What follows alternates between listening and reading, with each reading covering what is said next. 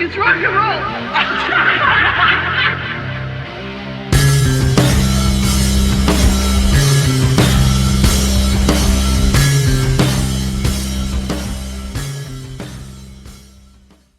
Welcome to the Look, It's Rock and Roll podcast. I'm your host, Julian Gill, and I've got co-host Andy with me for another W.A.S.P chat, and today we are joined by Bill Elam.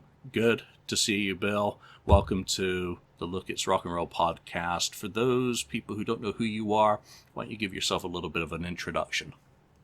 Thank you, Julian, and it's a pleasure to be here. I was really, I've been kind of jonesing to do a podcast. I've been laid off for 3 weeks, and it's like, why isn't anybody calling me? So I actually had to chase Julian down, but I don't have too much stuff to pimp. I guess I've been identified as a podcast groupie because if you scroll my Facebook page, 99% of it is me sharing somebody's podcast that I'm a big fan of, and I'm a big fan of a lot of them friends. And other than that, I was actually trying to get one together for a while, but getting distance and timing and stuff like that, and then the actual work of doing the podcast hasn't quite happened yet.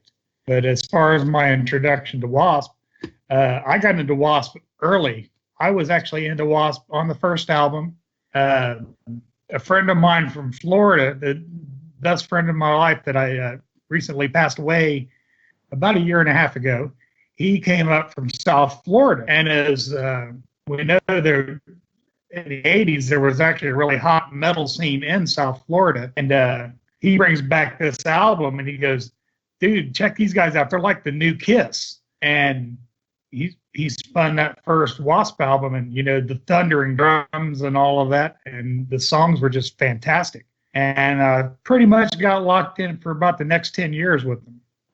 But kind of hand off when growing up and adulting and all that stuff happened. But yeah, I've pretty much been into them since the first album. Nice. What a great story to have gotten in on the ground floor with everything else. And yeah, you are known as one of the consumers of podcasts. So on behalf of all the shows that I've been on that you've watched, thank you very much for your support. It is very much appreciated. And you never know, now might be the time for you to get that podcast going. As you see with my show and the shows that I kind of put together, I press record, I press stop, and pretty much up it goes. So I keep mine to a bare minimum of editing just for my own sanity. I know Ken Mills puts his heart and soul into putting together fantastic episodes that are just full of, kind of bells and whistles that enhance the content. Matt Porter puts a ton of effort into his show, which, the Kiss Room broadcast basically live, and then you catch a recap, but they've got a house band. They've got like a professional voice in Matt. So, every show's got its own kind of quirks and fun. Ages of Rock, they just, have kind of a round table format. So anything is possible within these shows. But let's talk some W.A.S.P. This is W.A.S.P chat number 2. Jillian, you have a podcast voice too. Oh, everybody says it. You are the man with, how to direct things, where to go, the questions, you do a lot of homework. I know you do some homework in the background at times and stuff like that. So you are like top notch. So, I know you get praises to everybody else, but hey, this right here, this man right there behind that red, looks like Target, Target thing. For anyone who hasn't had a seizure already from my background. And I wholeheartedly agree, Andy. He's top notch. Well, thank you both. That's really kind. I don't like compliments, so let's get into talking about W.A.S.P.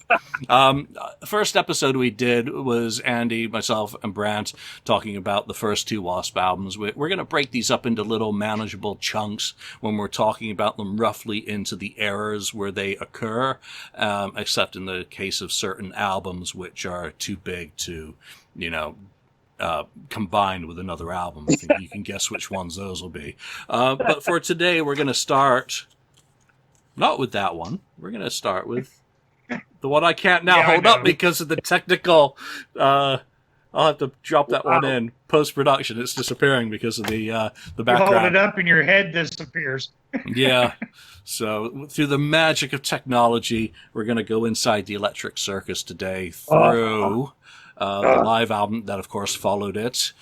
and culminating. Oh, I got the wrong album down. So I hope Let's someone's go. got the Headless Children out. So, Well, Bill, get let's there. go back to you. You know, your first impressions as someone who had listened to the first album in '84 contemporaneously with it coming out, going through The Last Command. What were your thoughts when Inside the Electric Circus came out in, what was it, 1986? Well, and to jump just a little bit before the album, I actually saw W.A.S.P for the first time in April of '86, opening for Black Sabbath. So I got to see half of Badlands with Black Sabbath at that particular tour. But when you go see W.A.S.P, it seals the deal for you. It's like you are in, at least especially in that part of time, because like Andy mentioned last time, the head spinning around on the pikes at the back of the stage and the flaming logos and all this, and it's like, yeah, because this is what I've always wanted to do. Of course, being a Kiss fan, and then putting on a show, not just getting up there and doing your little singer-songwriter thing, which not that there's anything wrong with that, but the big show definitely does appeal to when you get over 200 people in the building, and just the huge show. And W.A.S.P, in my opinion, they basically blew Black Sabbath off the stage that night. They were just fantastic. But and that was the end of the Last Command tour. And then Inside the Electric Circus, when it came out, I was really surprised at the singles that were coming out, and it tended to be a trend for them too afterwards, is that they were doing covers of the singles. But then again, it was working for Quiet Riot. Why not do it for W.A.S.P? It was kind of the same idea. And they're a top-notch cover band when it comes to doing a cover, except for a very awful version of Locomotive Breath that I'll discuss later. But yeah, I liked it, and it was a little different compared to The Last Command. Last Command, I could drop the needle and spin it all the way through. That was, and I had it on record. Well, by the time the Circus came, it was cassette time. I was struggling with, I wasn't, I was working for a living even as a 16-year-old, and you deal with crappy tape players and stuff, and you can barely hear the lyrics or something like that. But it was a good, solid album, and I've got a lot of details on that one, but yeah, it was a pretty good album. I didn't think it was as good as Last Command, though. No, that was the first thing that I kind of found when it came out. I mean, I liked the big welcome and Inside the Electric Circus. That 1-2 punch of the opening tracks was like, wow, W.A.S.P is back. This is, pretty much a carry-on from Last Command. But then kind of image-wise, they were starting to try and make Chris Holmes look pretty, which no one can make Chris Holmes look pretty, and it's ain't happening. It's just don't bother. Let the hairy guy just be the hairy guy and play that guitar. Talking about hairy guys. Yeah, but here's the thing with Chris Holmes. I mean, all right. Well, you keep going, and then I'll go. Go. Keep going. So I really liked it, and I was familiar with I Don't Need No Doctor from, I think it was Ashford and Simpson. I'd certainly heard an R&B-ish version of that song on the radio prior to hearing this, and all of a sudden it was like, ooh, this is like a metal cover of something that I knew was different. So unlike Slade and Quiet Riot, which, come on, is not that much of a, challenge for any LA band to do Slade. I was like, okay, I really dig this. And then you get to 95 Nasty, really up-tempo, positive, very Kiss-like. Obviously, like you said at the beginning, your friend said this is like the new Kiss. And yeah, it was very much like that. But you get to the end of side one on the cassette, which I was obviously doing at the same time, and Shoot From the Hips, basically for me, the last good song on the album that they wrote. The rest of the album is just very, very forgettable to me, other than the Uriah Heep cover, which is absolutely outstanding. Andy, talk some sense into me about the Electric Circus. I've talked into sense to everybody. All right, I ain't even heard that. Like Blackie even says that it was a tired band. They were like record, road, record, road, record, road, and then the stuff they did before they even started. So he said it was a tired band. It did a tired record. I don't care. I love this album cassette, CD, whatever you want to call it. I love it. It was, as you say, it was cock rock to the ultimate. And let's face it, the 80s bands that came from California, they all look like W.A.S.P did in 1986. So W.A.S.P kind of skipped it a little bit in the early years, but by 86, they were full in all into what the LA scene was looking and what the rest of the world was looking like. Even Kiss wearing spandex, zebra pants and this whole animal thing, So to me, that's what it was. If you didn't grow up in the 80s, if you weren't a child of the 80s, or I don't say child of the 80s, more like your teenage of the 80s, if you were a high school kid in the 80s, this was it, man. This was cock rock. This was, man, this is shit you want to hear. This is the sound. This is the stuff, man, I want to get laid to. This is I want to find girls. This is what it was, even though I had a girlfriend at the time. But anyways, this is what that was. And so that's why I looked at it that way. But again, here we go. When the album first came out, my album's on the wall, so I'm not going to pull the album down. But when the cassette and album came, the first thing I noticed, again, like I said from The Last Command, all of a sudden, there he is. It's just Blackie on the cover, which I didn't understand because coming from other bands, even that Kiss thing, or any other bands, it was like the full band should be on the cover. And I don't understand why the full band wasn't on the cover, because it was a full band. He didn't have like somebody wasn't in, somebody wasn't out. They had the full band and his pictures inside. It's the full band. Why can't like this be the cover picture? Why not?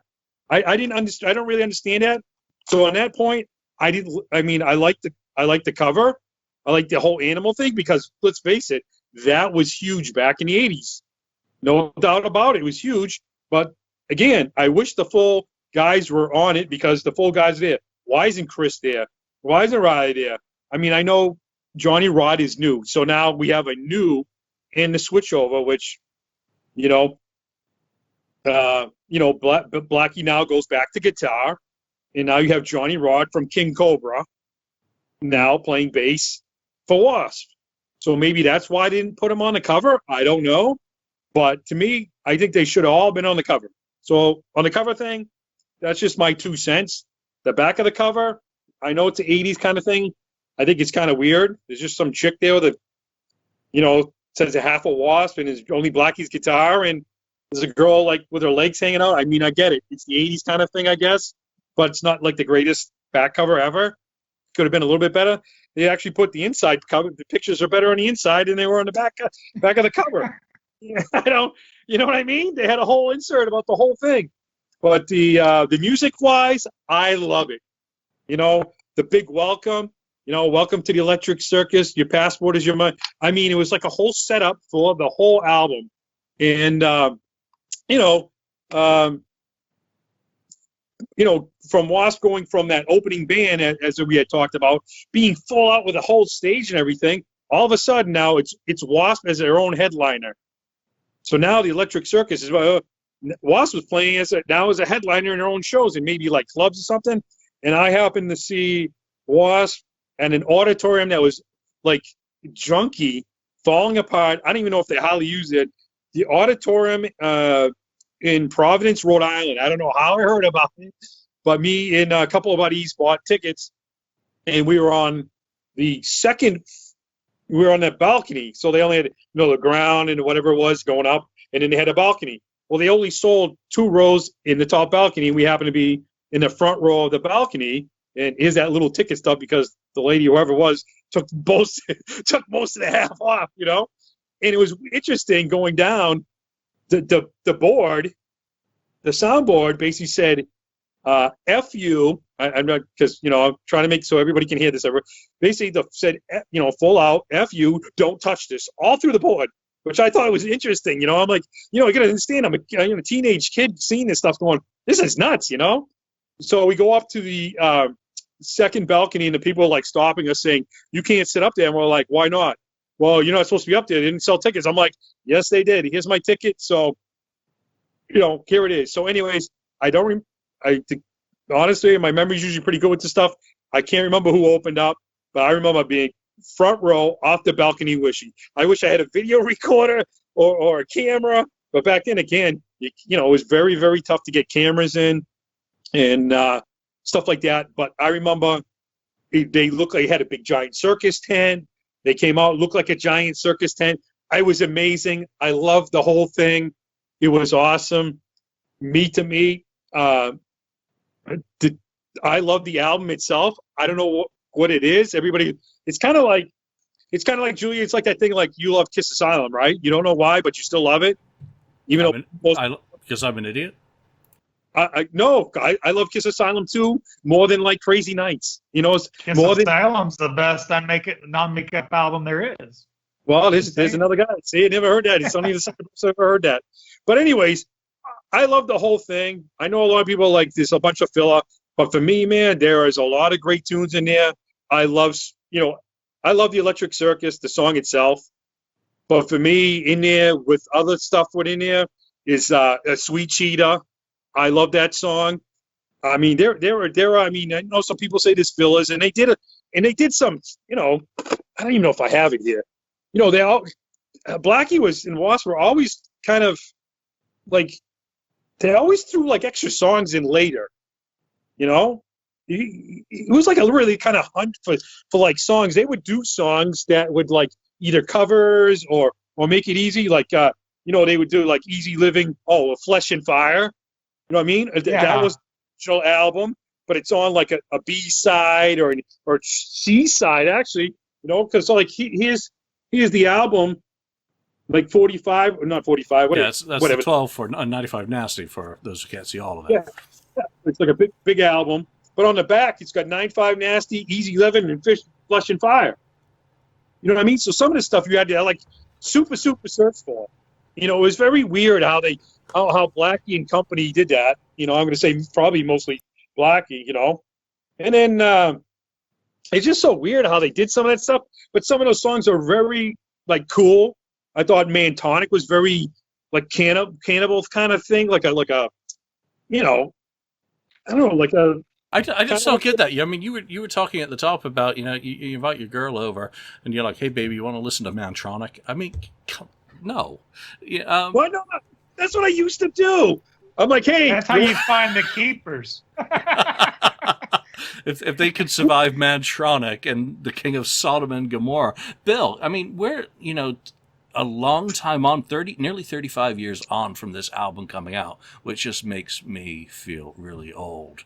Now that we're now we're not talking about 70s Kiss albums. We're talking about albums that I was a teenager for, so I feel old.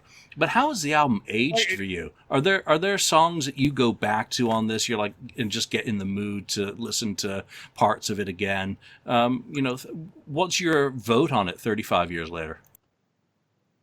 To be honest, I'm going to answer that, and then I want to go back to a couple of things that Andy talked about too, because I think I kind of have a good idea what happened behind some of that stuff. But yeah, when I really hadn't listened to it in a long time. As a matter of fact, I listened to it on Amazon Music. I had the cassette, but I never upgraded the CD, and it's in my shopping cart to get it on LP again.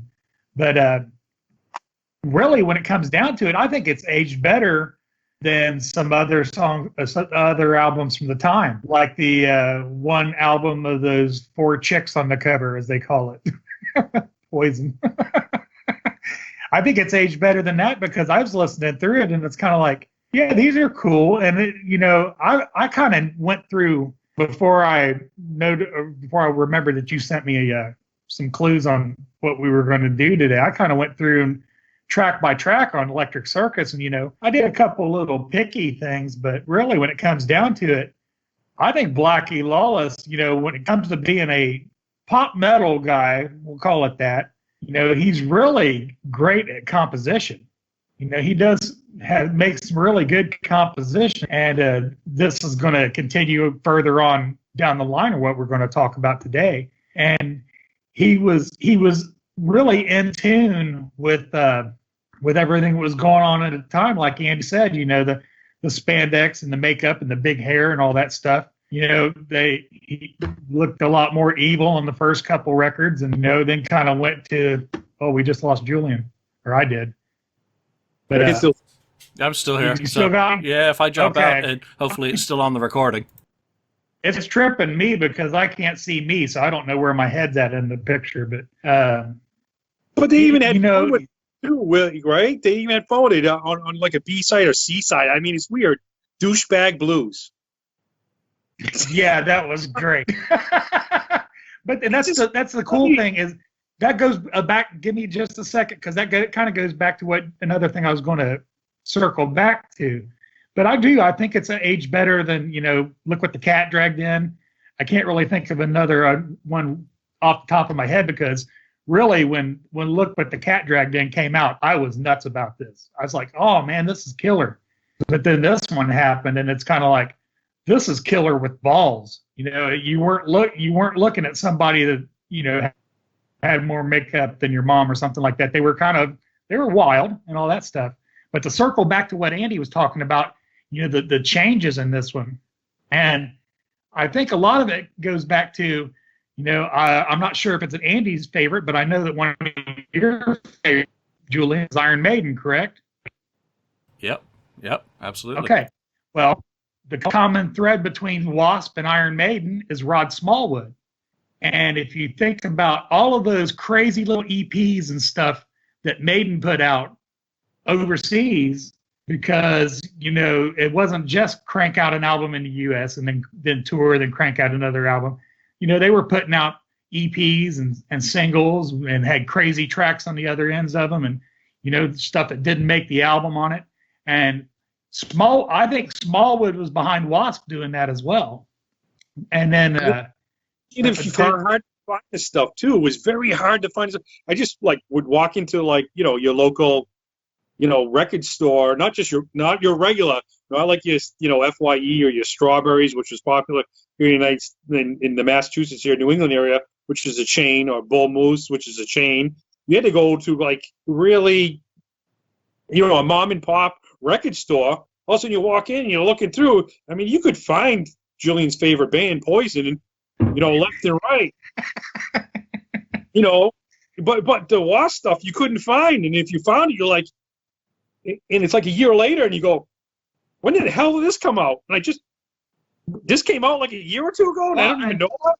This one's a good example, because really, this was 83, early 84 when it came out, and it was overseas only. And I know that you mentioned the story on it last time, but this here is an 85 U.S. pressing.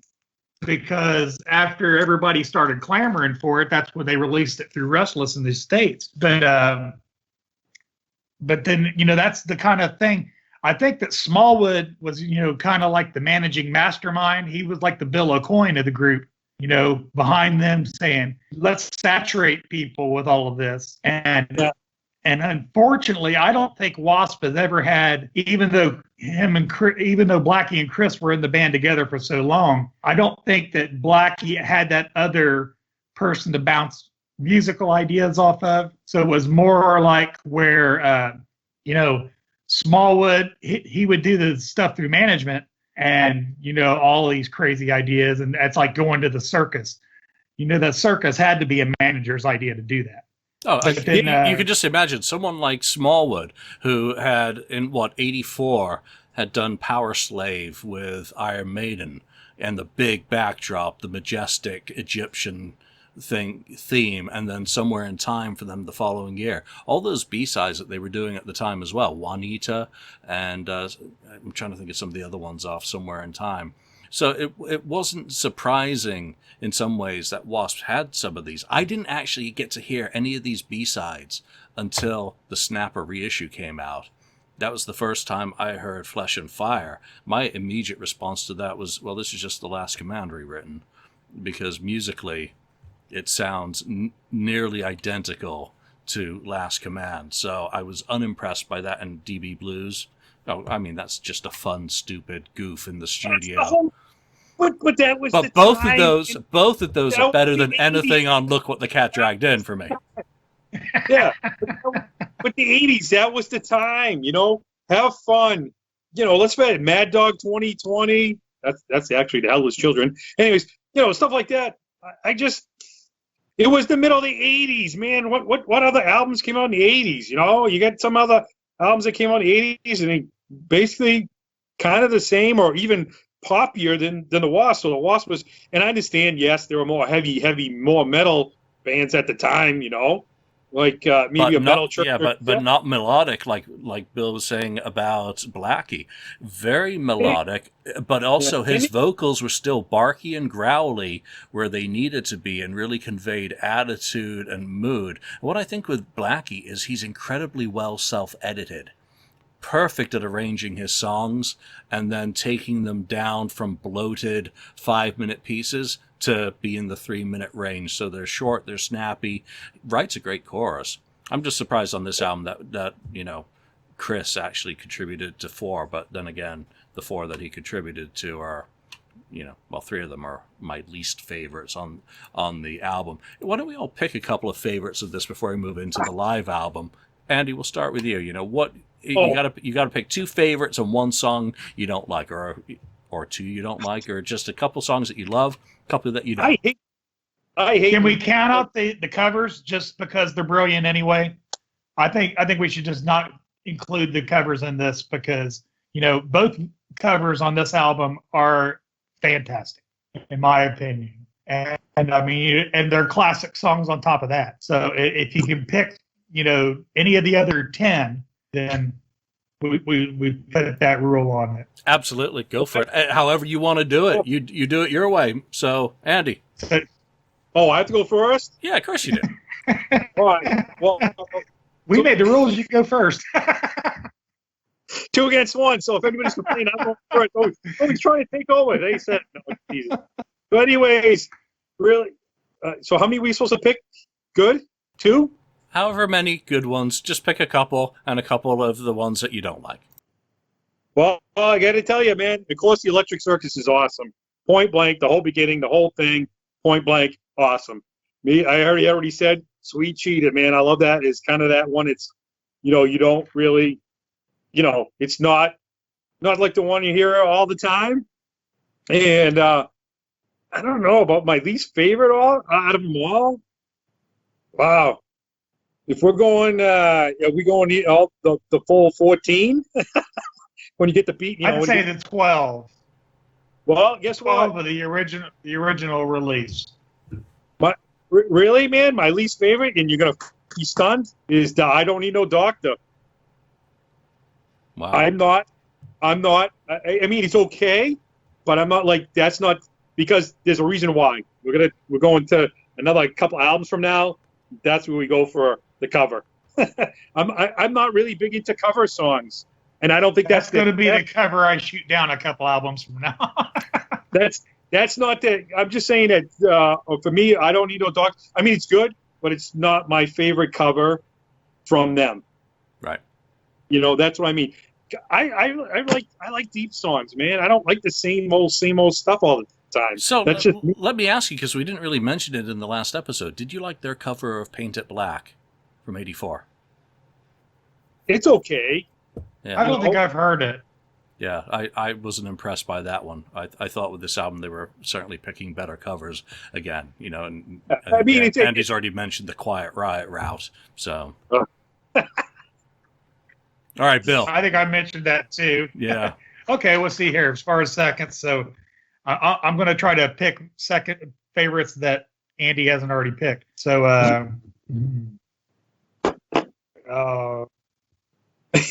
I'm weird like that. I like, and I'm skipping the covers. Okay,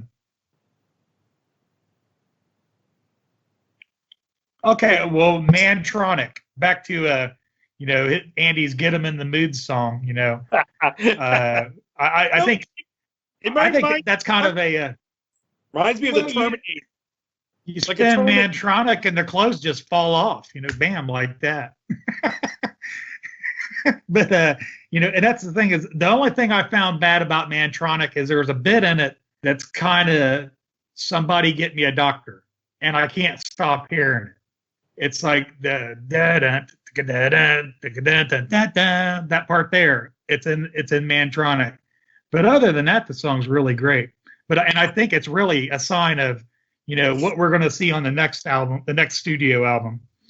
And the rock rolls on. The rock rolls on.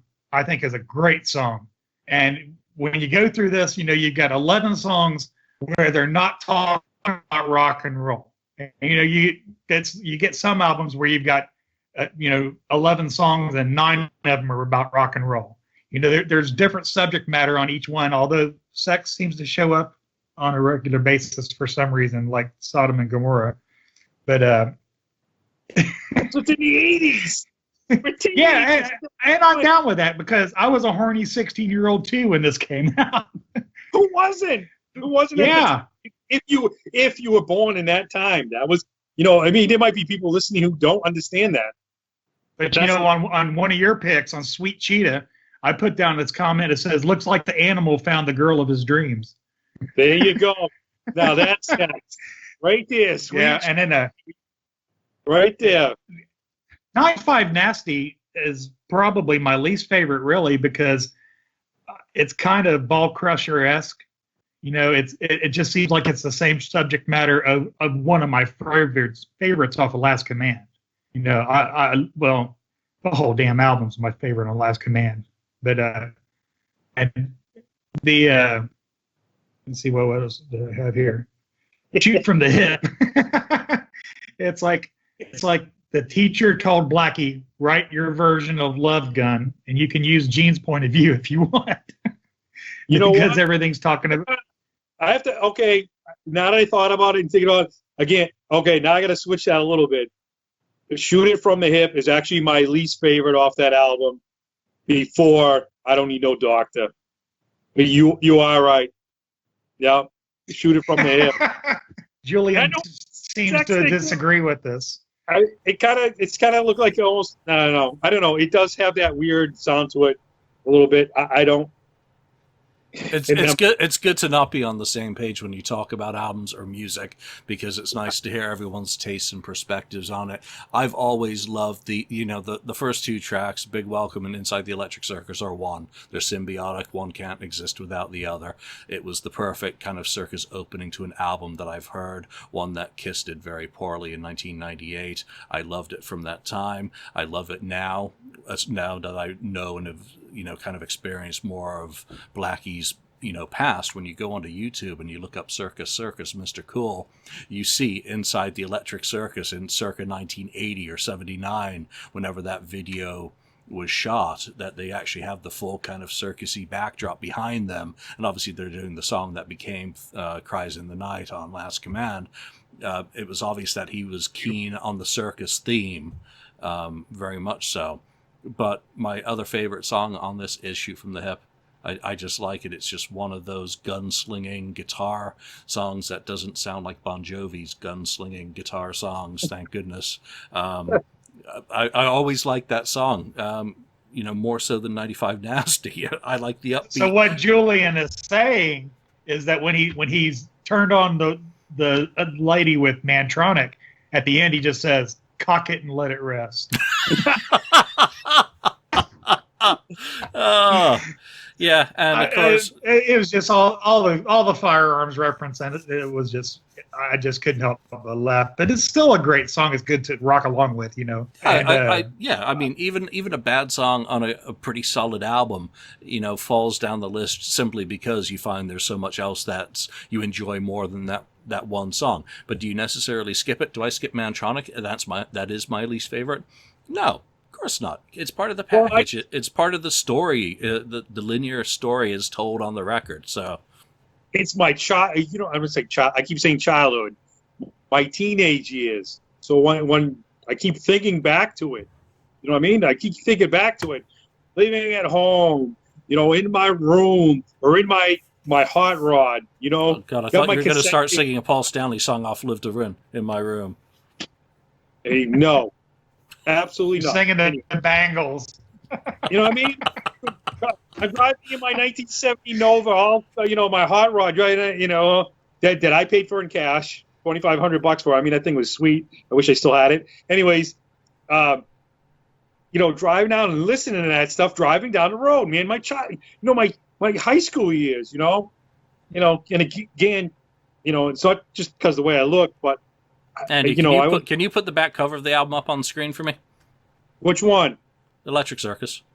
Well, that image, since it's not gonna. Oh, there. Okay, back Julian cover. Headroom there. Yeah, flip it over. There we go. That's like Motley Crue, 1989. Blackie Lawless was ahead of the curve. They look like Dr. Definitely. Feelgood era crew. no, again, it just takes me back. If you're a child of the '80s, teenage '80s, that was the stuff. It was, let's play again, sex, drugs, and rock and roll. That's what it was about. I mean, really. I mean, not that everybody did it. I didn't do that. I drank a little bit, not much. I didn't do any drugs. I still don't do any drugs, whatever. Sex is a different story. Fair enough. I mean, and I agree with you, because when it comes right down to it, I started playing bass because of, W.A.S.P. and Kiss. I knew W.A.S.P. before I knew the Beatles, and that's the truth. I heard that first W.A.S.P. album before I think the first Beatles album that I knew it was the Beatles. I had actually bought Hey Jude at a yard sale, but I knew W.A.S.P. long before that. That was like the summer of '84 when I bought that Beatles record. But I learned to play. I wanted to play bass because of Gene Simmons and Blackie Lawless. Yeah. Wow. And I have to say, and I wanted to write songs the exact same way too, because if my mother ever found the songs that 15-year-old me was writing, she would have tried to get me back into Christian school, and that's a fact.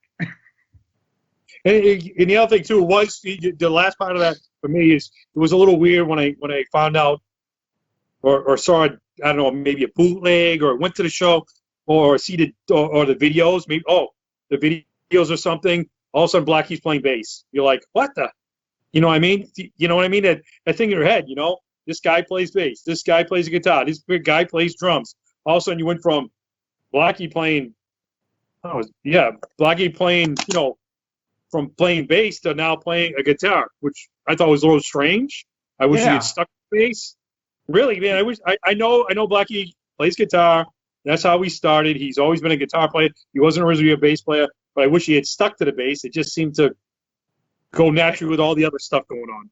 I think it was maybe it was the video for 9-5 Nasty where you first saw him playing like a BC Rich Warlock, right? That's what I can recall.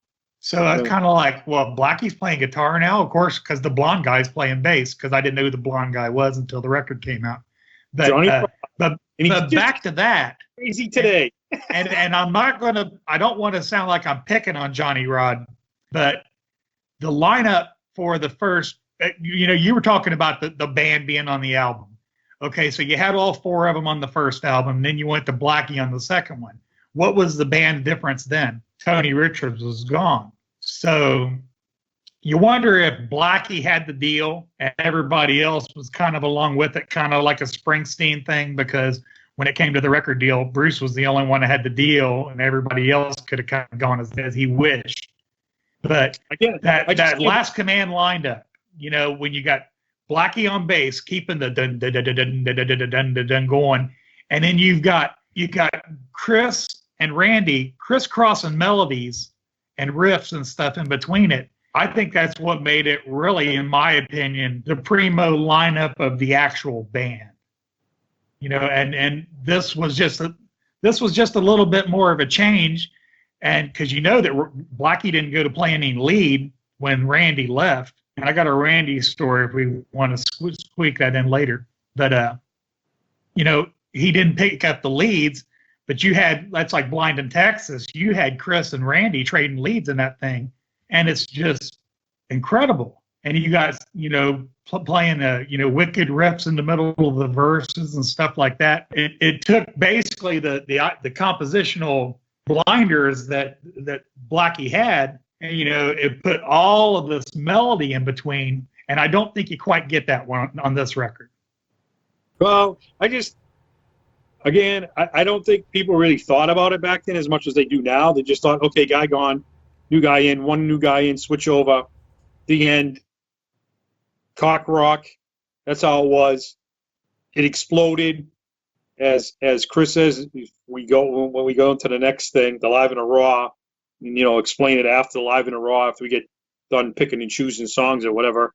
The story that Blackie has says about the band itself. But I just can't believe out of all the guys, I Blackie wouldn't turn around and say, "Dude, why is my photo not on the front cover? Why is my photo not on the back? Where's the contract?" I mean, I don't know. That seems very strange to me. I mean, now knowing what the industry has flopped or whatever has done and stuff, you would think that out of all those guys that have left and come and gone, say, "Hey, man, I'm part of W.A.S.P. Why isn't my name on this? Why is my name signed on the dotted line?" I don't know, but it is what it is. But again, I loved it.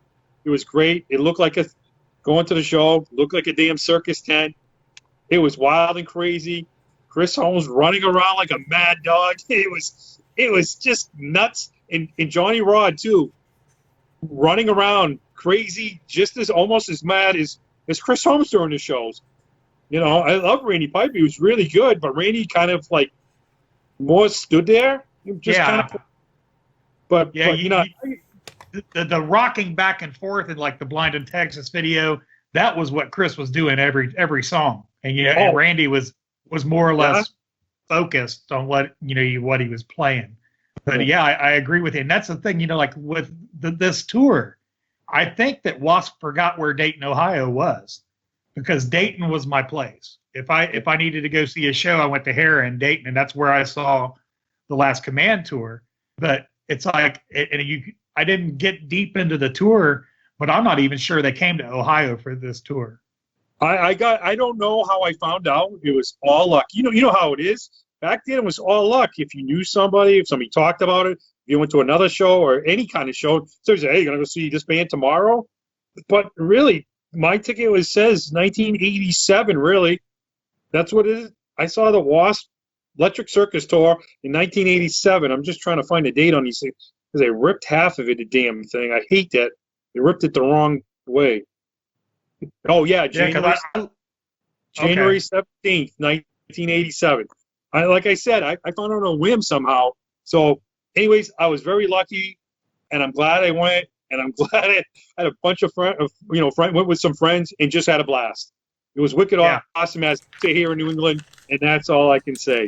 So the rest of people, January 1987, you were seeing W.A.S.P. and I was seeing David Lee Roth. See? I mean, or people are going, "Hey man, I'm gonna go see Poison. They're playing at the Centrum or someplace sold out with 50,000 or 20,000 people. Well, I'm gonna go see W.A.S.P. with like 10,000, 1,000 people. Guess what? I'm gonna have more fun than you are. I don't give a shit what you say, because I'll tell you. I mean, granted, everybody can have their own thing, whatever. But for me, and other people, that was money for me. All right, so let's move into Live in the Raw, because Inside the Electric Circus generated a live album, and a very strange one, really, when you think that it included songs that were basically recorded in the studio and made live, or I'm not sure how they did that. I've never gone back and tracked down any of the shows, but you've got 2 tracks on here, The Manimal, which, well, I guess we'll talk about each one of these. And one of my all-time favorite W.A.S.P. songs, Harder, Faster, the most impolitically correct song and reaction to the PMRC that 15-year-old me absolutely loved. Fist raised, Tipper Gore, and all that. And, of course, the theme song to Scream Until You Like It, the theme from Ghoulies 2, which, for me, was an absolutely outstanding studio cut. I know Blackie didn't write it. They just recorded it. But, Bill, when you encountered Live in the Raw, what were your thoughts on it number one, as a live album? They'd done the Kiss route of 3 studio albums and then the live album, as Andy mentioned in the last episode. Where were you at, for this as a live release, and what are your thoughts on the new songs in particular and the live recording as such? Well, I was definitely still on the W.A.S.P. train.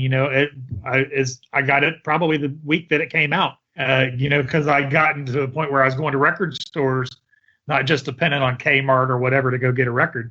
And then you could find out, well, they're touring, release is coming out now, and a couple months from now that you got release dates and you got a little more info on shows and stuff. So yeah, when it hit the racks, I was ready for it.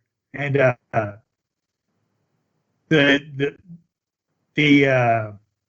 the approach to it was really kind of odd, because you're going through all of these songs and they sound exactly like the record. There didn't seem to be like any flexibility in what was going on with it. So if I want to hear something that sounds exactly like Love Machine, then I'd go back to the first album and listen to Love Machine. So, but as far as the new ones, Manimal was probably, actually I wrote down Manimal as my least favorite, but I'd have to change that because I really don't like Scream Until You Like It. But Manimal, the thing that kind of turned me off about it is his introduction. And, like there's 3 points on the album where he actually does stage banter. And that's one thing, is like, it didn't seem like a real concert. It just like song after song after song, and he introduced a couple songs, but that was it. But when he does introduce Manimal, he says, "This is the son of Animal." And it's like, what's wrong with Animal? Why not just do Animal? So it kind of turned me off from that in the beginning. And it just really never got into it too much, because if I wanted to hear Animal, I'd go back to Animal. So, but definitely my favorite is the live version of Sleeping in the Fire. I think it is just intense. But, with the other, it seemed different enough to where it sounded like it wasn't a studio creation, unlike the acoustic version on the bonus disc of this album. It's definitely a studio creation. It's ridiculous. Yeah, so, the old Judas Priest syndrome of Unleashed in the Studio, or even the Kiss, How to Create a Live Album. There you go. There's the cassette. That's what I had right there. Same. Yep. I was a cassette guy as well for many. I still buy cassettes. I still have some of mine. But look at this. They not only did they, the band that played on it, they actually have the original. They actually did, when they did the black and white. See? So they didn't even leave them out. So they actually even put, right? Which is everyone except Rick Fox. Yeah. Well, I mean, still though, at least they, poor Rick Fox. Be interesting to see what his thoughts are, on some of these albums, or just W.A.S.P in general. Yeah, I mean, he'd be a fun interview to have, just with his Kiss stories. Steeler. Yeah. Who knows? We may have to talk about Steeler at some point, and may have to talk about Sin. But Andy, what are kind of your thoughts on this as a live album, and what are your standout tracks? Because I want to kind of blow through this album, since it is kind of just a space filler, and then get into the next studio album to wrap up this episode. So go. This is a space filler. Come on now. Telling Andy to make it short. It was a total space filler until the bonus edition came out in '98 with Shoot from the Hip, Widowmaker, Sex Drive, and the acoustic version, Sleeping in the Fire. I did have an asterisk on Sex Drive because that sounds like a live concert recording.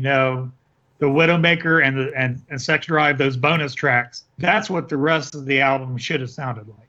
Right. But there was you could tell where there's just I was talking to somebody earlier I was talking to somebody backstage and telling them that you shouldn't have 3-part Blackie harmonies on the choruses, because you could tell he went in there and sweetened everything up, or a lot of it up. There needed to be a 3-part harmony. He went in and did it himself. But you didn't have that on those bonus tracks. Well, every band, the whole live stuff. We all know the reality of what live is and what live isn't. So yes, we do. It don't matter, because if you actually got a real live show, you'd be like, this sucks, because it would sound like shit. So it would be like releasing a Facebook video. Yeah, or that's why you buy bootlegs, because you do want the live experience of the show, not a representation, which most live albums are, little more than a representation of the band, and they're not going to, have Blackie screwing up a vocal or someone missing a cue. It's all fixed, polished, and presented in a way that is not realistic. Yeah. So here is the VHS they had came out with. Hey, you got the whole band on the cover there. Oh no, they're no, but they're on the back. The whole band's on the back. Hey, they're working their way up the food chain.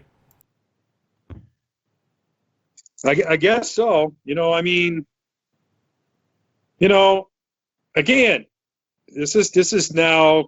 When did this come out? Well, if that came out, it's got to. Did it come out the same year as the Electric Circus came out? So they did it. Circus was 86. Oh, that's true. I saw him 87. So it's probably the 86, 87. Again, Probably a fall release. Probably. I probably agree. But anyways, 1988. There we go. Was it 88? It was 88. So that took them 2 years before we released something. But so now we just got to go back a little bit before this whole thing. Blackie had said at the end of, oh no, that's part of this. Okay, never mind. So anyways, I like the live thing because it gave us a live thing, kind of like the Kiss Live 2. It gave us a live thing as like if you weren't there, if you didn't get to see it, you get to hear it, and then you get the video thing. If you grab the video, you get to see the stuff. So I think it was for the people who miss out and stuff like that, which is awesome. You know what I mean? You got to say, because if they don't do this stuff, people miss out. You don't get to see it. You don't get to hear it. People don't go buy and buy the back catalog because they don't know about it. And they needed something to release with Scream Until You Like It so they could have a full album. Correct. And then as you know, we got they came out with a Scream Until You Like It thing, and Blackie and the Ghoulies are on the front, the album, and then which again I don't understand. This is another great photo of the whole band, but it's on the back. But at least they're on the back. You can see it. And that's the thing about it. With it being a soundtrack song, you have it a lot more now than you did back then. But usually if something ended up on the soundtrack, the artist would have to go back to the owner of the soundtrack to get permission to put it on their own album. And it didn't happen a lot. So back to Rod Smallwood. Rod Smallwood said, yeah, we'll give you this great song that's going to fit in your movie. But when we put out our live album next year, we're going to have it as a bonus track, because he already had that in his head, because he probably went through that with Maiden at one point where, they did a comp or something like that they put a single track on. Yeah. But, I mean, Smallwood was definitely a genius behind this band. Yeah. And then they came out with a picture disc. I like the same thing in the front. That's cool. And then they did, this Blackie looking at one of the little, cooling dudes, and it's got the Scream Till You Like It, Shoot It From the Hip, and Sleeping in the Fire. So, again, it's just Blackie, which, again, I understand. 2 of the best 3 songs off that album. Pretty much. Not really. And definitely the best 2 live tracks. No. All right, Andy, give us your pick so we can move into Headless. All right. Well, again, we didn't even go through the other song.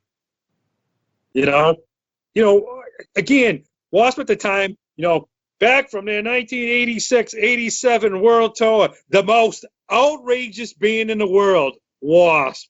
Point blank, and it was correct. They blew everybody away.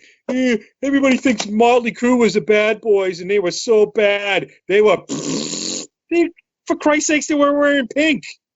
So don't say anybody tell me that Motley Crue was such a badass. They weren't.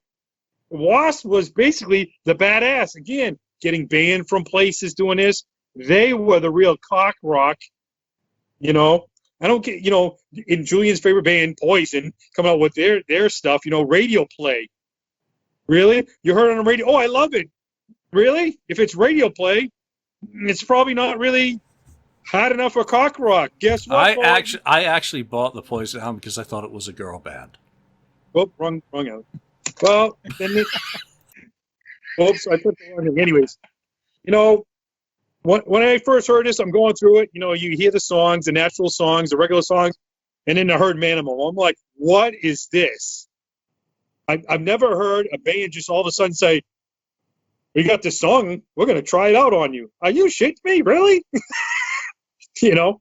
And then all of a sudden we got down near the end, right? Harder, faster.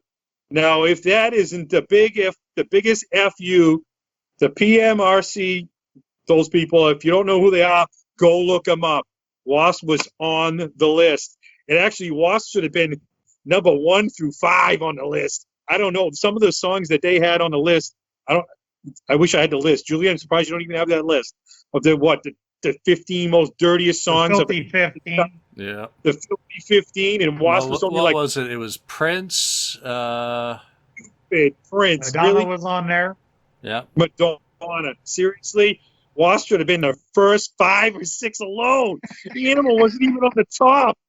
Animal was like number 8 or number 10. Crazy. You know? So anyways, I thought it was wild. It just gave everybody a thing. And of course, you got, Screaming Till You Like It, which gave the movie's kind of corny. I think the movie's kind of corny, but I love horror movies and stuff, but that whole thing, those people can suck me, eat me raw, because this is harder, faster. Awesome, dudes. Especially when you're in that high school age, you were basically saying, screw you, screw everybody who doesn't like this stuff. Point blank. I love it. So if we're supposed to choose, it was like a basketball play, because in '85 and '86 you had, Dee Snider and Blackie Lawless were targets for the PMRC, and it's like Dee Snider set the pick, holding the back, while Blackie went and did the slam dunk. That's pretty much how it was. Yeah, I understood that Blackie was actually asked to go to it. Blackie basically listened to some people in the back.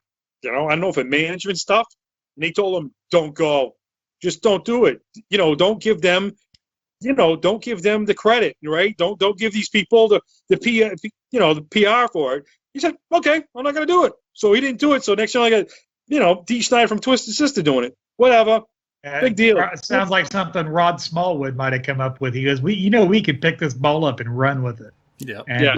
Now, before, I know Julian said he wanted to get into the next album, but part of this to get into the next album is that the story goes like this. Is from what I know, from what I heard, everybody tries to find out that Blackie Lawless basically said, I'm tired. This is a tired band.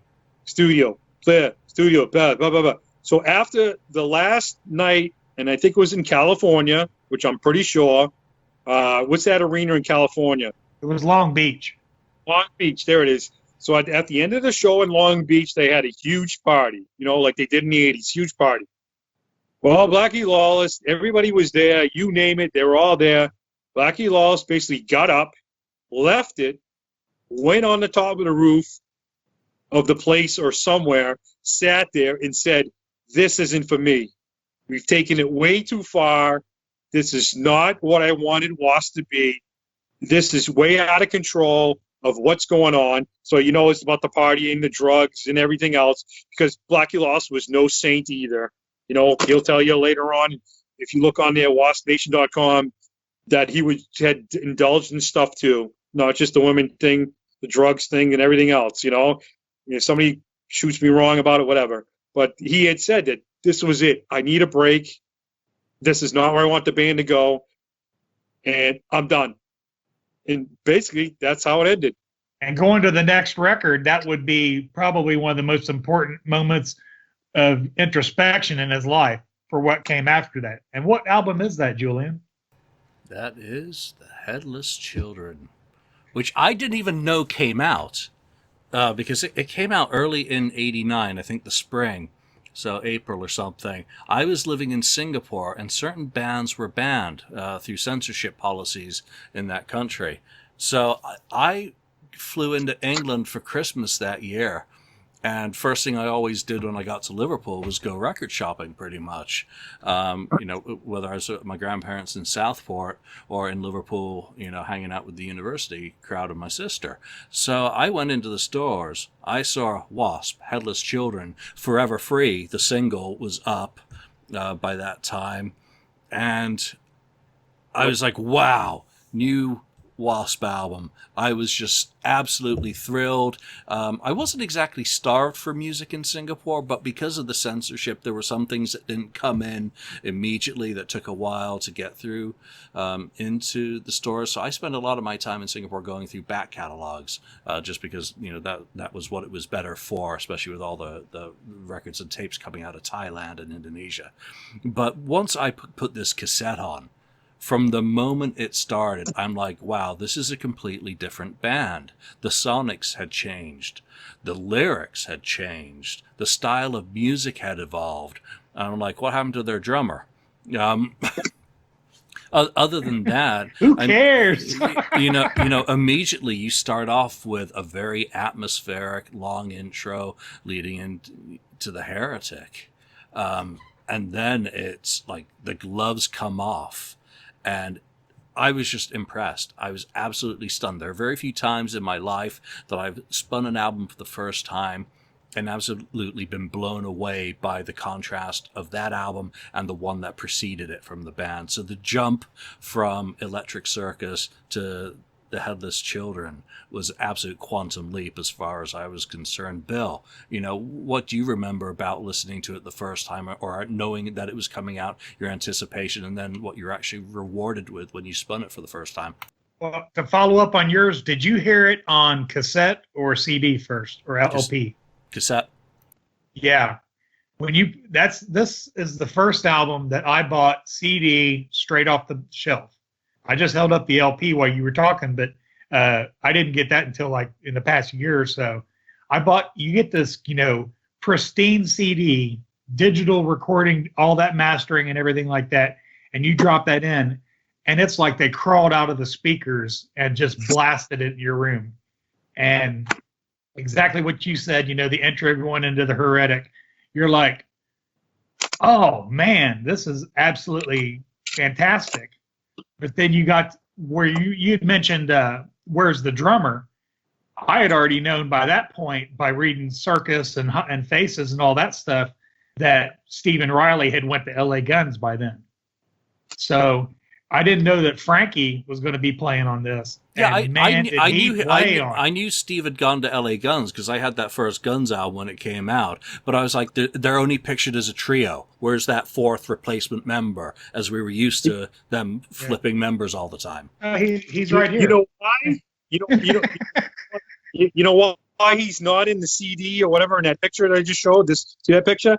And you see it a lot. Yeah, that's the picture I'm referring to. I'm sorry, that's the only one I remember from the cassette. You know why?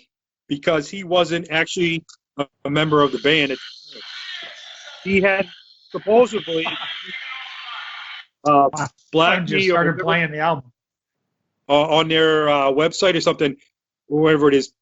Frankie hadn't actually signed. He didn't sign on the dotted line. He was probably still in Quiet Riot then. Could have been. Because they did that QR3 album the year before. Unfortunately, that god-awful album made it through the censors in Singapore. So that's the reason I had heard or saw about why Frankie's isn't pictured inside the CD or cassette or whatever you may take it at the time, is that he played, but he didn't sign his John Hancock on it. All right. Sounds like fair enough. Bill, back to you about your thoughts on. Sorry for interrupting you there. And that's the thing about it, is when you got Randy, and that was the cool thing about all these W.A.S.P albums, is it didn't matter what format you were buying it on, is you got all those liner notes. It wasn't like buying something from Columbia House. You got everything. That made me want to go to the store and buy it, because you knew you were going to get every detail, most times all the lyrics. And, then you go down and it says drums, Frankie Banali, and it's like, oh, wow, well, that makes sense now. Because when it comes down to it, is Frankie Banali was the best thing to happen to Quiet Riot since Randy Rhoads left. But you just hear these thunderous drums, and I've always kind of made a pun about it, that Frankie Banali's best work wasn't even on his own band's album, because he just thunders through this one. But I did hear The Real Me and see the video before the album came out. and I wasn't so into the Who that I knew that was a Who song to start off with. It was actually my roommate goes, "Man, that's like off Quadrophenia." I was like, "Oh, really?" So, but man, did they thunder that through that song, and it's just like I was just totally blown away when I dropped that CD in, and it just crawled out of my speakers. Andy. Oh my God! When that thing came out, I was like, "Holy mother of wow!" Serious. I'm I serious. feel so subdued. So he If hated you're- it. If you're not even a Wasp fan, borrow it from somebody. I'm serious. Just put it in. You are totally blown away. And for the people, sometimes pick on Chris Holmes for the guitar playing. Oh, they needed Riley and stuff. And it's like, oh my, unbelievable. He Like, is vicious on this album, absolutely Oh. vicious, and rips all the way through it. it was insane from top to bottom. That album's insane. I couldn't believe it. I looked, first of all, on the front cover, none of them are on it. So I was like, okay, here we go. There's Charlie Manson on there, so. Old Yeah, there's Adolf, Joseph Stalin, Yeah. bunch of lovely Yeah, people. Yeah, there's a bunch of fruitcakes on here. So, but the point is, I mean, when you're that age again, you just look at it, you're like, okay. But then you listen to Blackie's stories about the cover and about the songs, the Headless Children, what it's all about. It's about all the bad people in the world and all the real, the worst people up to date at the time are on the cover, and it was the reason, it was almost like a storytelling, And that's the whole album was that way because you didn't have to have somebody interpret it to you. You flipped open the lyrics and you look and you go, wow, this is some heavy shit here, and to back up on you where you were talking about Chris Holmes, and it sounds like I beat up on Johnny Rod for the last two albums. Johnny Rod just completely exploded on this album. His bass is all over the place. I mean, it's like they I don't know, maybe what Blackie was like, they took the time off. They said, oh, I take the time off. Blackie has time, he writes, Blackie's a really good songwriter. And I think that, I don't know, it's almost like a whole different band, but three out of the four guys are there. And that was what shocked me at the time, was how focused it was. The guitars, they are razor sharp. I mean, it is the crispness, the attack. I mean, it was like what was happening with Judas Priest, and KK and Glenn started to get more into attack picking on it, but it was really crisply produced, so you got a great guitar tone out of it. Johnny Rod and the bass and the drums. When you have Johnny Rod married with Frankie Banali on the backbeat, just the foundation that you've got to layer everything else on top. And then, of course, Blackie's vocals. And I think what I loved about it at the time was I was a bit older by then. 89, I was 18. So he was writing about more worldly subjects. He was writing about themes that resonated with me, no longer as a 14-year-old, enjoying The Last Command, for the reasons that I enjoyed that album. Now, you've got the Neutron Bomber. You've got, Thunderhead. I mean, and the Headless Children itself is just absolutely epic. Yeah, I mean, just Thunderhead, man. Listen to that song, right? It's about shit that's going on, like, recently in the last couple of years. It's like he's already guessed what the future is going to be. It was the Reagan 80s. Yeah, but true. But most people in the 80s, well, what were they doing in the 80s for drugs? It was coke. Oh yeah, no doubt. Needles. It wasn't being shot up as much. Andy, I do not recollect.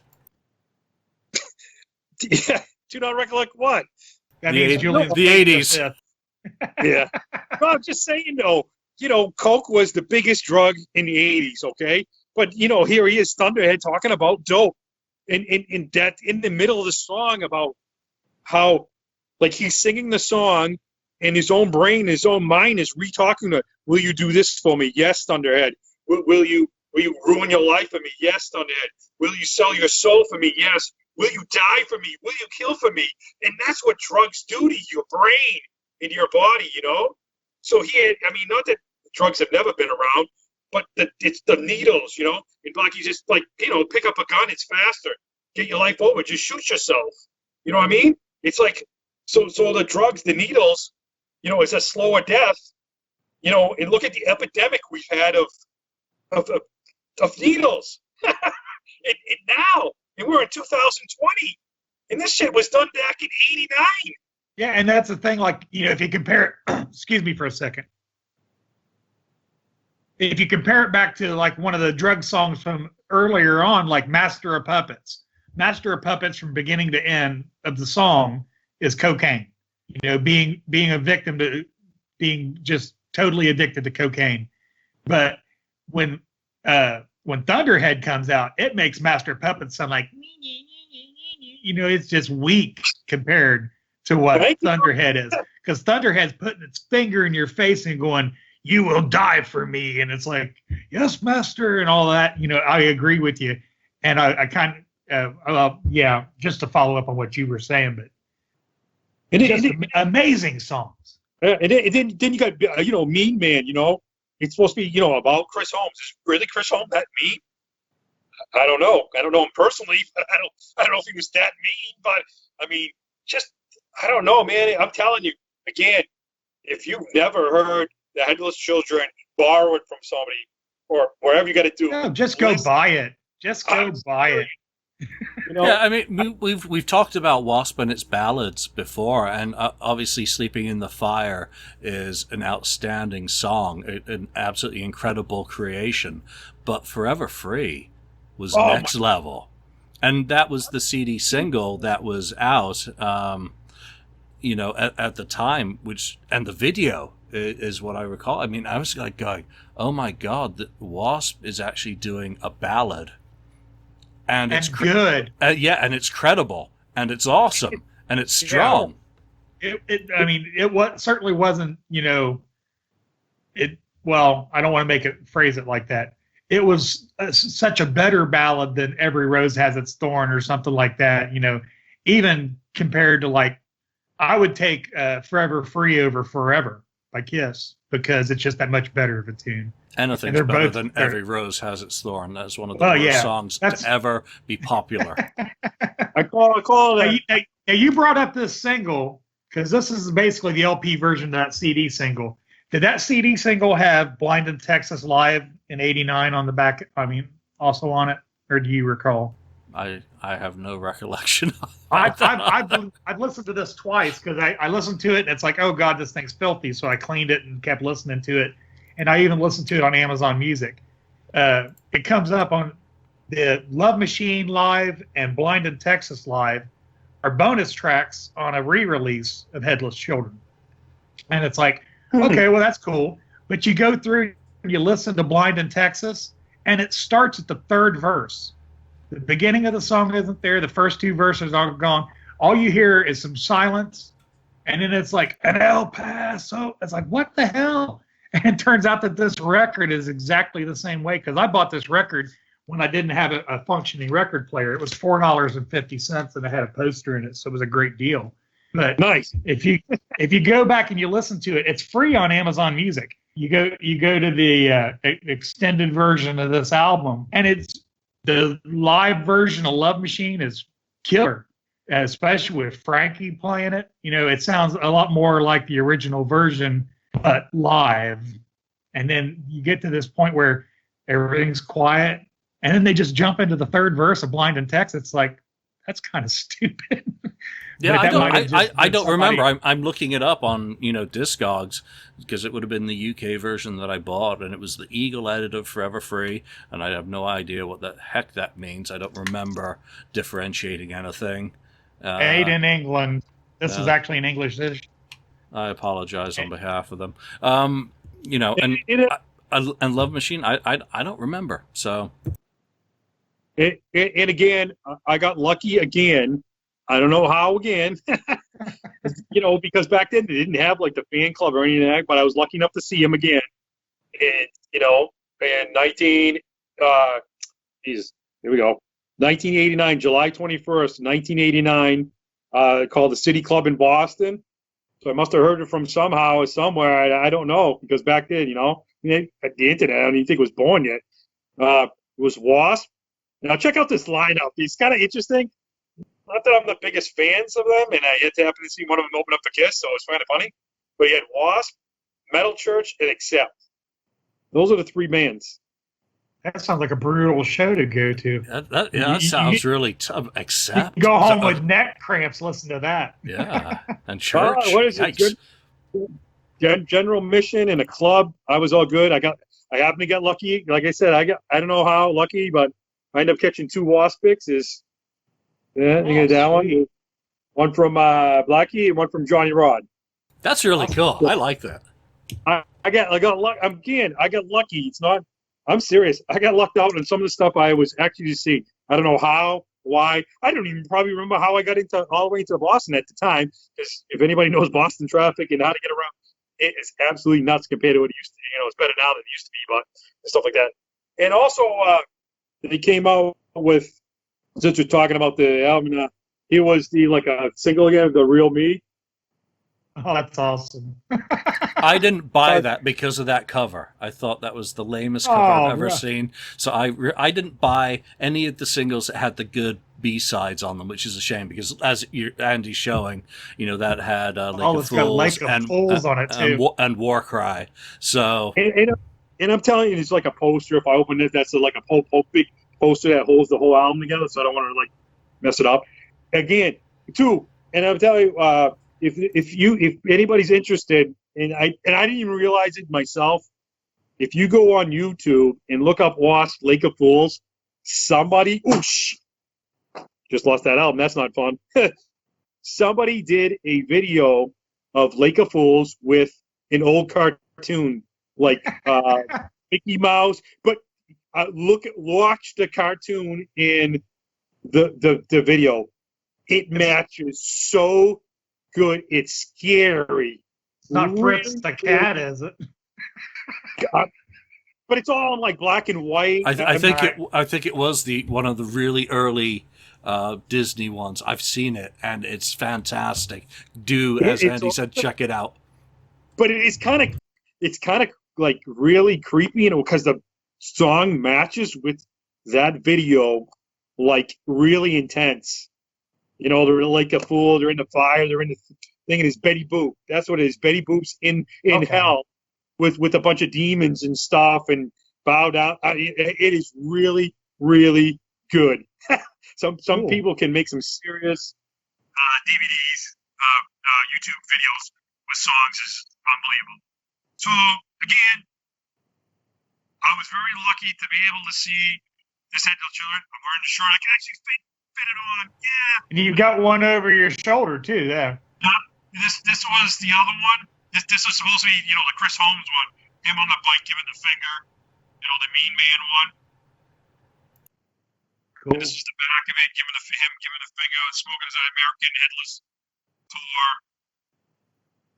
So, again, I don't know. I can't even remember, and I'm pretty good with my memory. But I got absolutely lucky to go again, because I don't know when did the internet even come out? In the 90s? 93, 92. It got popular around the Midwest about 96. There were some people in 95 that had some, but when we had local service, it was 96. Yeah, there were dial-up BBSs and all that in the early 90s before that. Let's talk about some of the B-sides on this, because this is another album that we get several covers out of Blackie and the guys. I mean, obviously there's The Real Me on the album itself, but 2 of the B-sides that show up are, the other one, pardon me, is Locomotive Breath.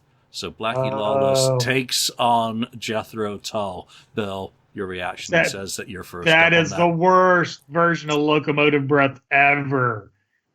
I just find it absolutely. I mean, Locomotive Breath, even in Jethro Tull's form, is a heavy song, and they could have just totally, with Frankie on the drums, they should have just totally blew the roof off of that song. But then they kind of turned it into 85-ish sounding song. You know, it really, I just heard it for the first time in the past couple of days. And I was like, oh my God, this is awful. Pass. Yeah. Yeah, not for me. And of the other songs, I think Lake of Fools is the one particularly worth checking out in my opinion. Andy, concur, disagree? I concur. Not only check it out, but I don't know who the person is on YouTube, but go look it up. The video, man, the video goes along with that song so amazingly. It's again, it's just really kind of weird. When I share this, I'll make sure I put a link to that video in the first comment, you know, where people can find that right away after watching the show. But now, is Lake of Fools the cover? No. Okay. I don't believe so. Yeah, and same with For Whom the Bell Tolls. And in the guitar work that Chris does, man, unbelievable. Because it fits with the album perfectly. You know, that's the thing is it and War Cry, you know, they just fit. It's probably like they didn't have enough room on the LP for it or something, but yeah, I love those two. Yeah, and I think Forever Free is not just like a ballad. I think it's like a heavy metal ballad. It's not in the same. I don't think it's the same category as a complete 100% ballad. Like someone has its thorns, like Julian's favorite band, you know, and Kiss Forever. You know, it's not. Okay, Mr. Aerosmith. Yeah. Okay. Two can play that game. You did that last week, so now this is my week, and he started it first. So, and he didn't even know. So, payback. Anyways, I think, you know, Forever Free is like a heavy metal ballad. It's not exactly a whole 100% ballad.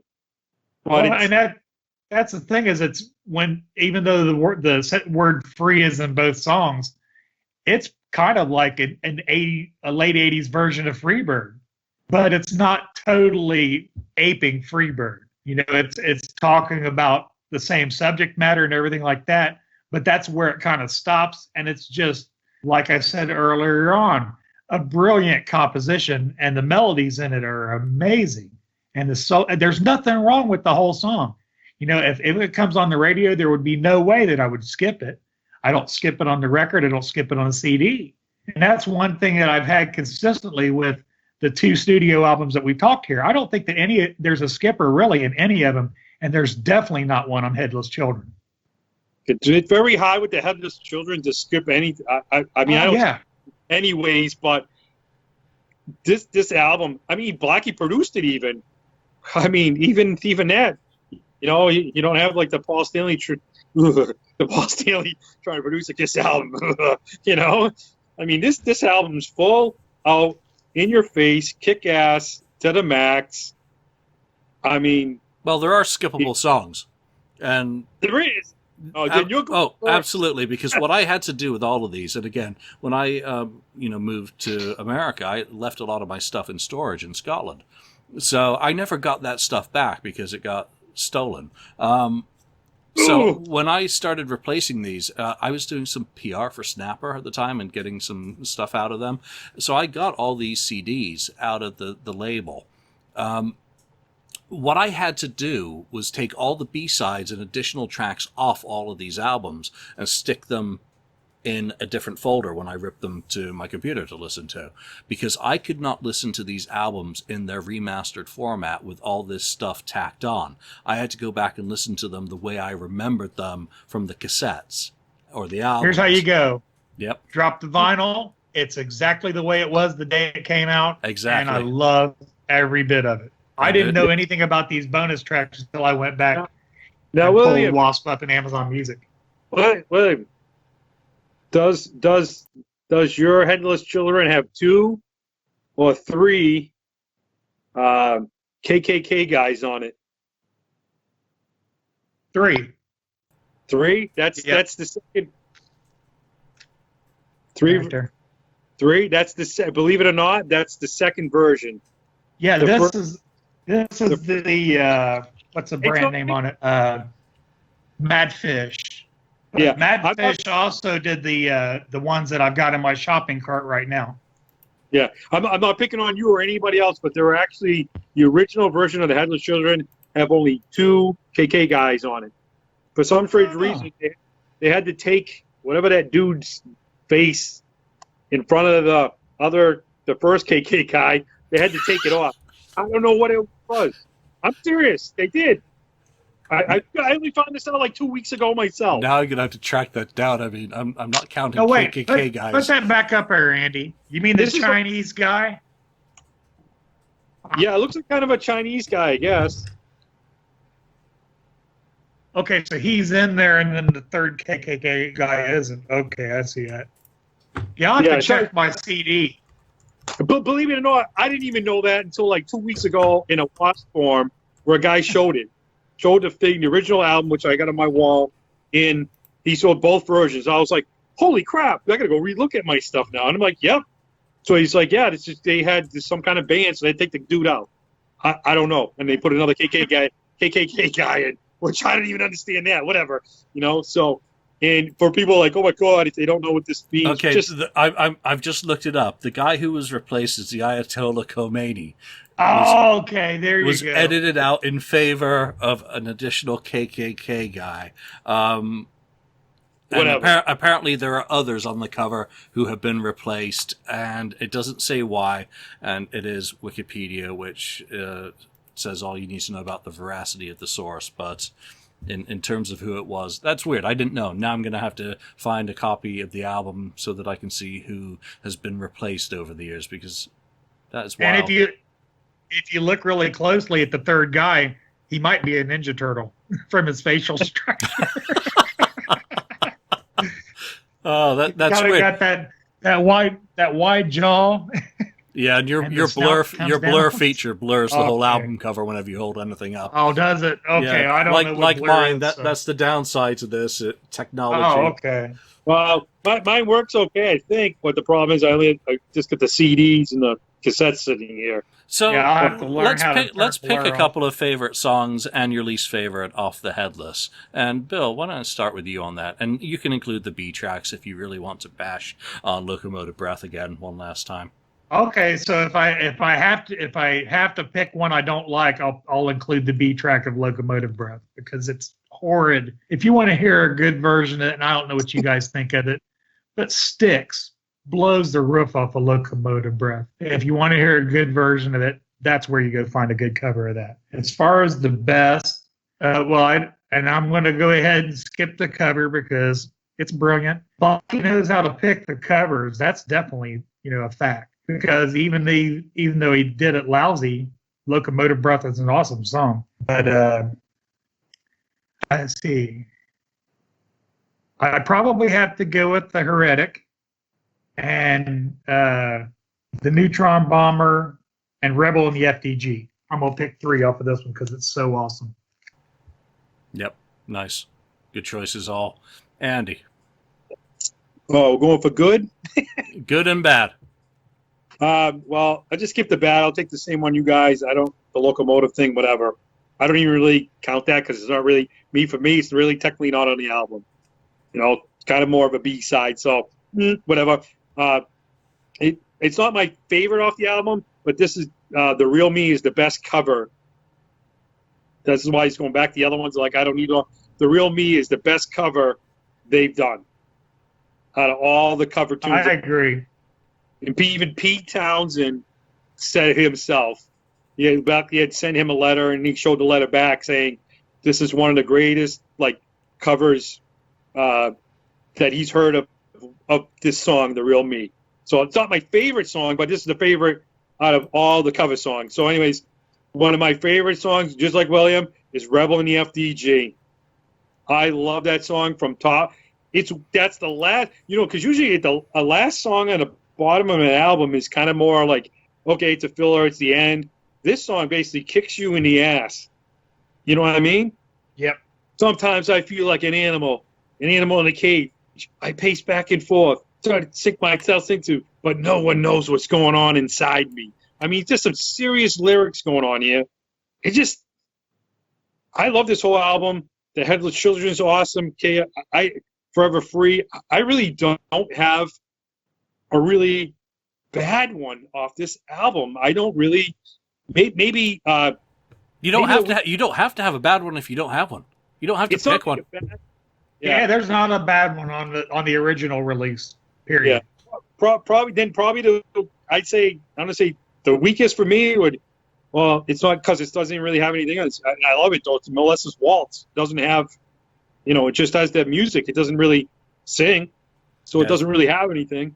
Just an intro. intro. What I mean? But just kind of an intro, if that you count that. But if not, I think a Maneater. That's the only one. And it's not even bad. That's the thing. And Well, that's the thing is with Electric Circus where you started picking up on him and Chris being bikers, but they don't write biker anthems like everybody else writes biker anthems. Of course, you think of the greatest one ever is, the one I can't think of right now, Born to Be Wild, whatever. That's the greatest biker.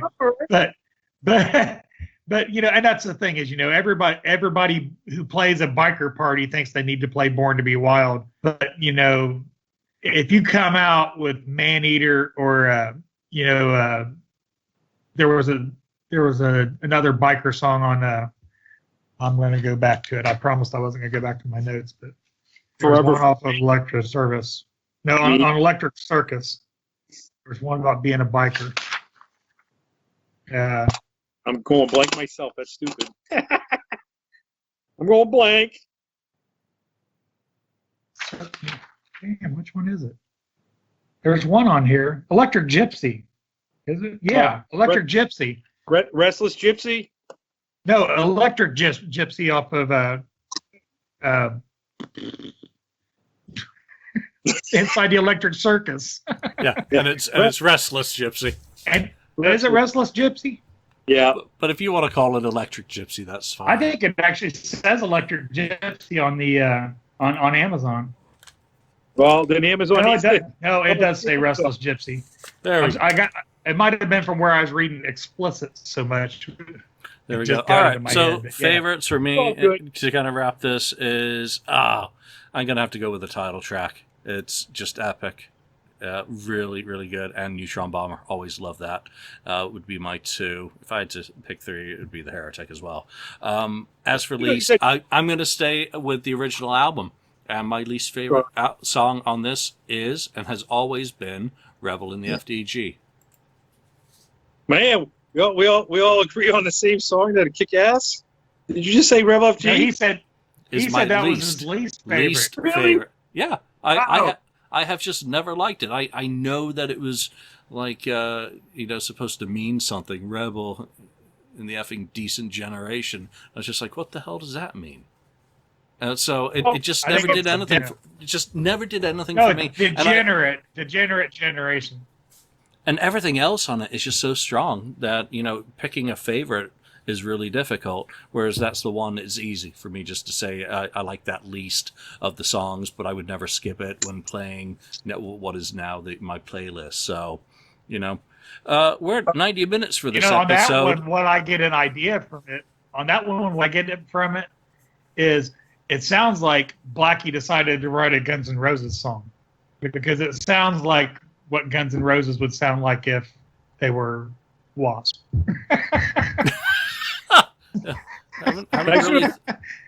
And I should have picked. Can I squeak in my Randy story real quick? Yeah, do. Absolutely. Okay. I should have put Neutron Bomber, though. I should have switched that one from Maneater to Neutron Bomber. Why worry? You can like them all. By Ronald Reagan, the song about Ronald Reagan. All right. Go ahead. Okay. Way back at the beginning of the show, I told you about my friend that had moved back home from Florida with the first W.A.S.P. album. He had ended up moving back here to Cincinnati, or he was in the Cincinnati area for a while. And he joined this band, and he goes, dude, you got to come on and meet the band. And I'm like, why? He goes, because it's Randy F. and Piper in the band. He joined Animal that put, Randy Piper's Animal that put out that first album. My friend Kelly Wilmot, rest in peace, greatest guy ever and one of my best friends for life. He was the drummer for Animal in their not their first stage, but when they actually, because they had a point where they were doing showcases and stuff like that, and then in the 90s it kind of slacked off because of grunge and all of that stuff. But then when that started easing up, I think it was about 95, 97, that two got the bass player and the singer, and I remember the singer's name was Rich. I can't remember the bass player's name, but they lived in Cincinnati. And so Randy relocated to Cincinnati and reformed Animal, and they brought Kelly in as the drummer.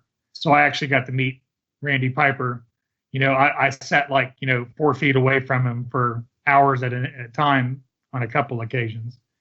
Nice. But, unfortunately, he seemed like he had a little bit of a rock star complex. But I mean, it's not like he was a total asshole or anything like that. But he was just kind of like, he just thought things should move faster than they did. I guess there was a lot of rehearsing and stuff and learning and writing. I actually saw them write a couple songs off of that first Animal album. Wow, and that That's album my is, reading. I looked it up while I had the chance, and that's 900 Pound Steam. Yeah. Came out in 2002 on Paris Records, so no doubt someone's ripped it and it's up on YouTube. That was, the first of, how many albums did Animal put out? 3. So followed that up with Violent New Breed, which I remember, and Virus. So that's a very cool story. I mean, and Randy, of course, fantastic. Just think of the music that he's been a part of. So that's a very cool story with which to end this episode. Yeah, he's still around. I don't know what he's up to these days. That might be another interview that can be done. Have to kind of find out if this show's going to do many interviews or whether we're just going to talk music, and that's all to be determined. We're very early days in the life of Look It's Rock and Roll. And, this is the end of the second W.A.S.P chat. So I think in the third, it's going to be clear that we're only going to talk about one album. Really? Only one? It's one. It's just going to have to be one of those things. And that's an interesting episode to itself. But I think for now, let's leave that there. Bill, thank you very much for taking the time to join in on this discussion on the 3 W.A.S.P albums. And Andy, of course, thank you for forcing me to talk about something other than Aerosmith. Because Thanks for having me. I really appreciate it. All right. And I did pick W.A.S.P back up about 92. So if we get to the point where we get to Crimson Idol, I can actually, kind of refresh myself on the stuff that I missed and maybe bring a newbie approach to it if you guys get that far. Dig into Crimson. That's the next one up, and we'd love to have you a part of these shows.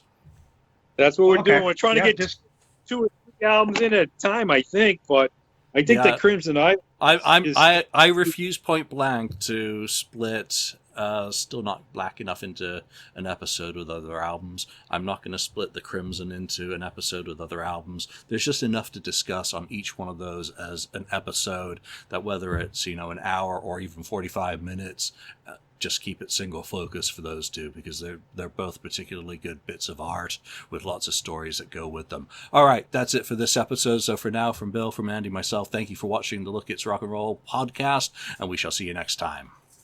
Keep safe, everybody. Thank you for watching or listening to this episode. Be sure to subscribe to us, like us, or even leave us a review. You can find us and join the conversation on Facebook.